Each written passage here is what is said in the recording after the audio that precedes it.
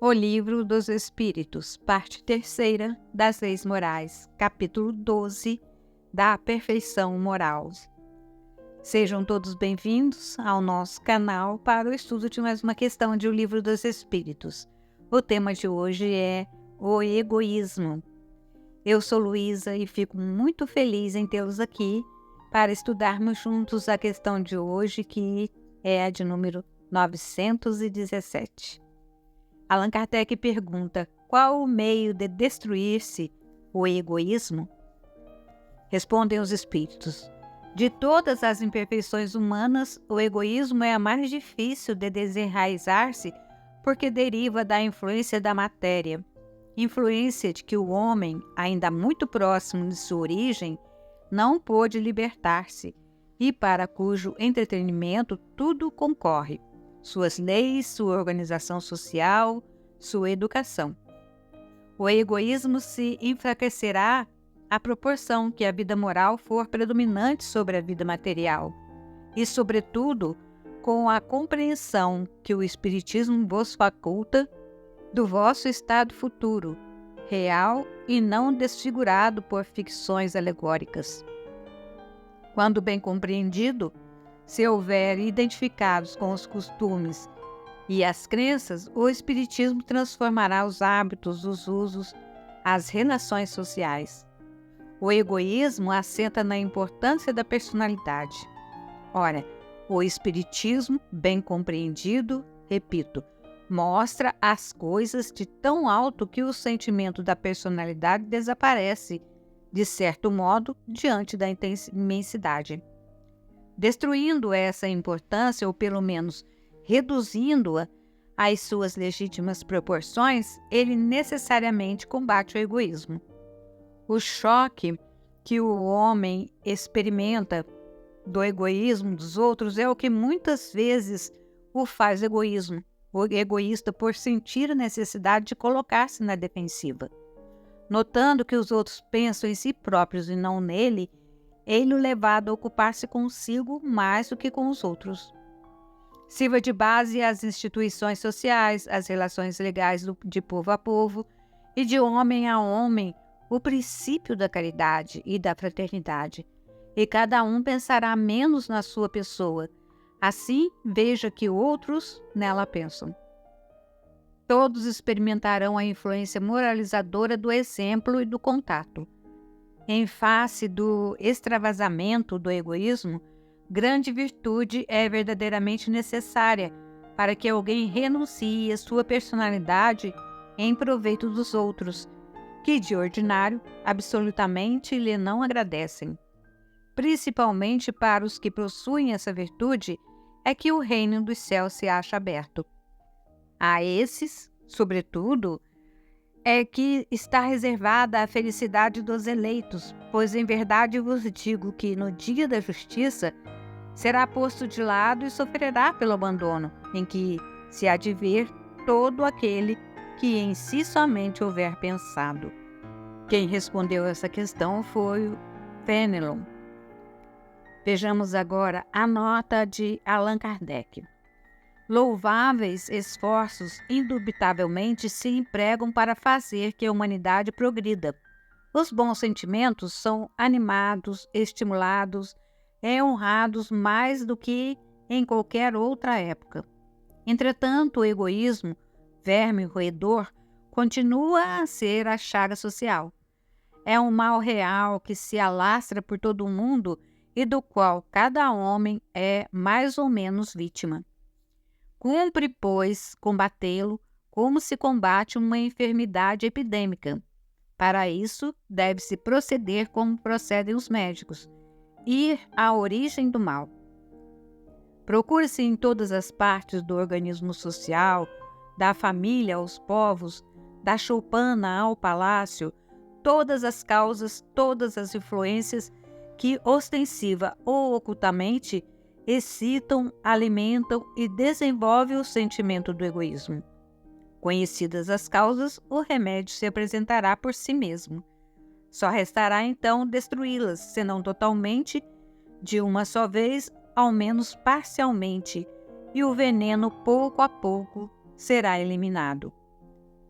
Poderá ser longa a cura, porque numerosas são as causas, mas não é impossível.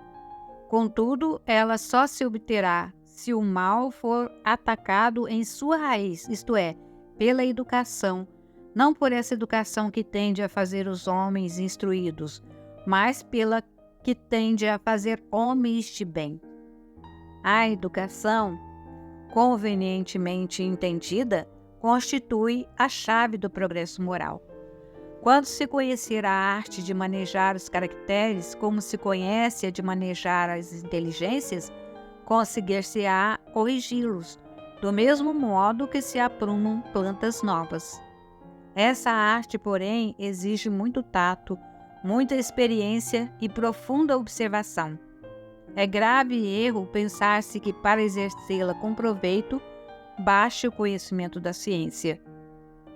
Quem acompanhar, assim, o filho do rico como o do pobre, desde o instante do nascimento, e observar todas as influências perniciosas que sobre eles atuam, em consequência da fraqueza, da incúria e da ignorância dos que os dirigem, observando igualmente com quanta frequência falham os meios empregados para moralizá-los, não poderá espantar-se de encontrar pelo mundo tantas esquisitices. Faça-se com o moral o que se faz com a inteligência e ver-se-á que, se há naturezas refratárias, muito maior do que se julga é o número das que apenas reclamam boa cultura para produzir bons frutos. O homem deseja ser feliz, e natural é o sentimento que dá origem a esse desejo. Por isso é que trabalha incessantemente para melhorar a sua posição na terra, que pesquisa as causas dos seus males para remediá-los. Quando compreender bem que no egoísmo reside uma dessas causas, a que gera o orgulho, a ambição, a cupidez, a inveja, o ódio, o ciúme, que a cada momento o magoam, a que perturba todas as relações sociais, provoca as dissensões, aniquila a confiança, a que obriga a se manter constantemente na defensiva contra o seu vizinho, enfim, a que do amigo faz inimigo, ele compreenderá também que esse vício é incompatível com a sua felicidade e podemos mesmo acrescentar com a sua própria segurança. E quanto mais haja sofrido por efeito desse vício, mais sentirá a necessidade de combatê-lo, como se combatem a peste, os animais nocivos e todos os outros flagelos. O seu próprio interesse a isso o induzirá. O egoísmo é a fonte de todos os vícios, como a caridade o é de todas as virtudes. Destruir um e desenvolver a outra, tal deve ser o alvo de todos os esforços do homem, se quiser assegurar a sua felicidade neste mundo, tanto quanto no futuro. E o espírito Miramês comenta essa questão dizendo que o egoísmo é o centro energético da ignorância, por estar muito ligado à origem material do homem. Isso, de certa forma, tem grande influência na personalidade humana. Como libertar-se das irradiações da matéria, vivendo nela e dentro dela? O homem pode e deve esforçar-se, que é um grande passo, mas enquanto estiver nessa instância de vida, por lei, respira no seu clima. No entanto, os homens devem transformá-lo em paraíso e nele viver em busca da felicidade. O egoísmo se enfraquecerá no passar dos milênios e tenderá a desaparecer por lei universal, porque se nascemos pelo amor e para o amor, haveremos de viver bem somente na sua influência divina. O egoísmo assenta-se na personalidade por analogia material, mas não continua por força da lei natural da evolução espiritual. Compete à razão mostrar como proceder diante dos seus efeitos constrangedores.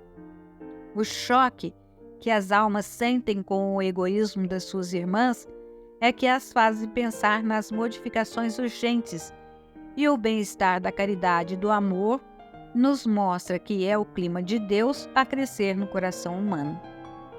Vejamos quando reunimos mais pessoas para trabalhar ou mesmo se divertir.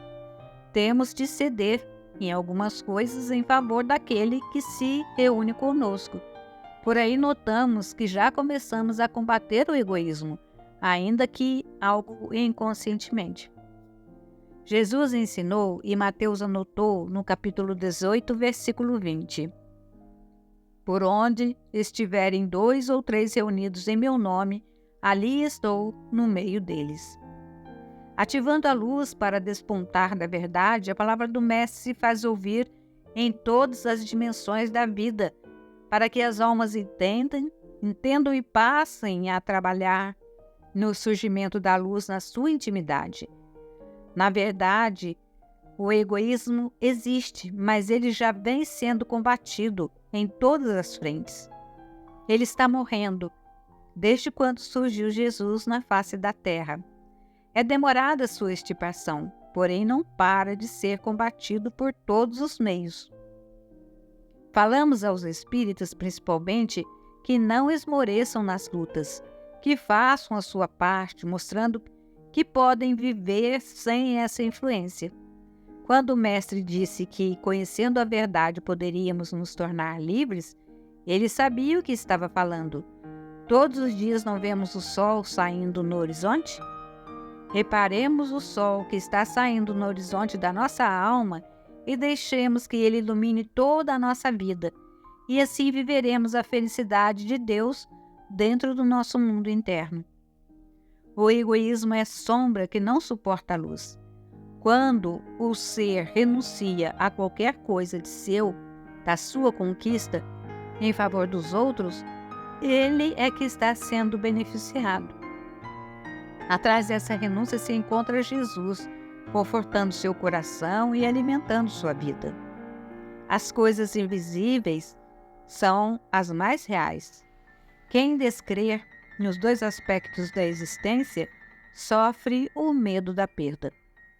O Mestre já dizia que aquele que não vê e crê é mais agraciado pela paz.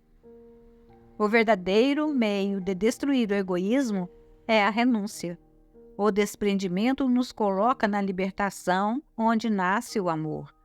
Ele é Deus a nos dizer: vem, meu filho, passa por Jesus e abraça meu coração em tudo que tocares.